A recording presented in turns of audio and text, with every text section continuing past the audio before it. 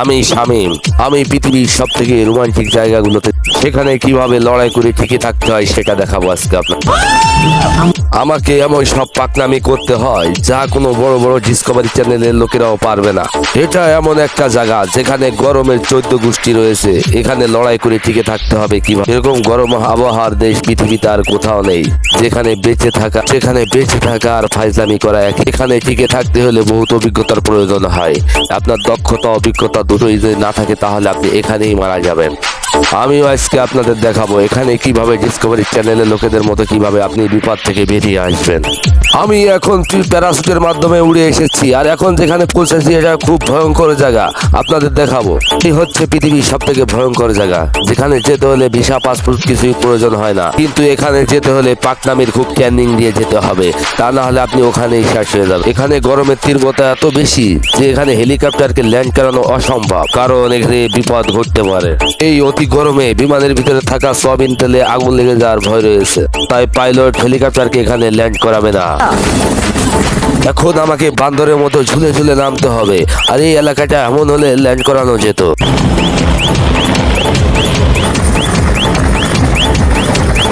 এখানে কি ল্যান্ড করা যায় কিনা দেখো। পাইলটকে বললাম একটু এখানে ল্যান্ড করার জন্য। পাইলট বললো এখানে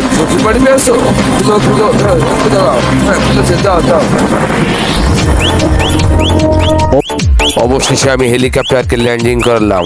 এখন আমাকে সাবধানে এগিয়ে যেতে হবে। এখন আমি ফকিন্নি জায়গায় রেখে দেখাবো যে এখানে কিভাবে জীবনযাপন করতে হয়, তাই সাথে সবকিছু নিব না, এখানে আমি ব্যাগটা রেখে যাব। এখানে খুব পানির পিপাসা লাগে, কিন্তু এখানে পানি পাওয়া যায় না জানি, তবে টিকে থাকার জন্য পানি খুবই প্রয়োজন। হ্যাঁ, অবশেষে আমরা একটা স্যালো মেশিন পেয়ে গেলাম। এখান থেকে এখনই পানি খেয়ে নিব। তুমি এখান থেকো, আর আমরা জঙ্গলের ভিতর থেকে কিছু খাবার সংগ্রহ করে নিয়েছি, কিছু পোকামাকড় সংগ্রহ করে নিয়েছি। হ্যাঁ, এখন আমাদের ক্ষুধা নিবারণের জন্য পোকামাকড় ইঁদুরের সব খেয়ে ক্ষুধা নিবারণ করতে হবে। কিন্তু এই উত্তপ্ত গরমের ভিতরে মাথার চান্দিতে বরফ লাগালেও মাথা ঠান্ডা হবে না, আর এই অবস্থাতে মানুষ খুবই তাড়াতাড়ি মৃত্যুর দিকে ঝুঁকে পড়ে। আর এরকম যে অবস্থা, এতে তো আরো খুব দ্রুত একদম মৃত্যুর কোলে ঢলে পড়ে। এর ভিতরে আমাদের লড়াই করে বেঁচে থাকার জীবন সংগ্রাম করতে হবে। সব থেকে বড় সমস্যা কি জানেন? এত তীব্র গরমে আমাদের প্রস্রাবের রং হলুদ হয়ে যায়। এতে তীব্র গরমে প্রস্রাবে খুবই জ্বালাপোড়া করে। আর এই উত্তপ্ত গরমে আপনার পানি খাওয়ার মতো কোনো জায়গা নেই। অনেক কষ্ট করে আমরা একটা পানি খাওয়ার জায়গা খুঁজে পেয়েছি, তাই এখান থেকে পানি পান করে নিব। এবং এমন একটা জায়গা এখানে ছায়া আর পানির খুবই প্রয়োজন। যেহেতু আমি পূর্ব দিকে যাব, তাই সঙ্গে একটু পানি নিয়ে যেতে হবে, কারণ ওখানে পানির কোনো ব্যবস্থা নেই।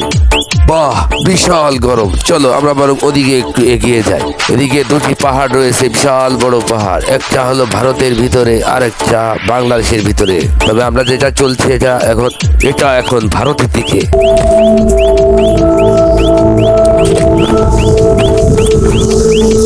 কি অবস্থা, আশেপাশে আর কাউকে দেখতে পাচ্ছি না। এখন আমাকে এখন সত্যি বলতে মঙ্গল গ্রহের এলিয়েন মনে হচ্ছে। মঙ্গল গ্রহের এলিয়েন মনে না হলেও এখানে বেশিক্ষণ থাকলে উগান্ডার এলিয়েন হয়ে যাব।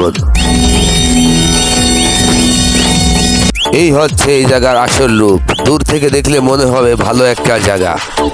এখানে কেউ আসলে ভয়ে চিল্লাচিল্লি করবে, তার কারণ হচ্ছে এটা কারণ নানির বাড়ি না।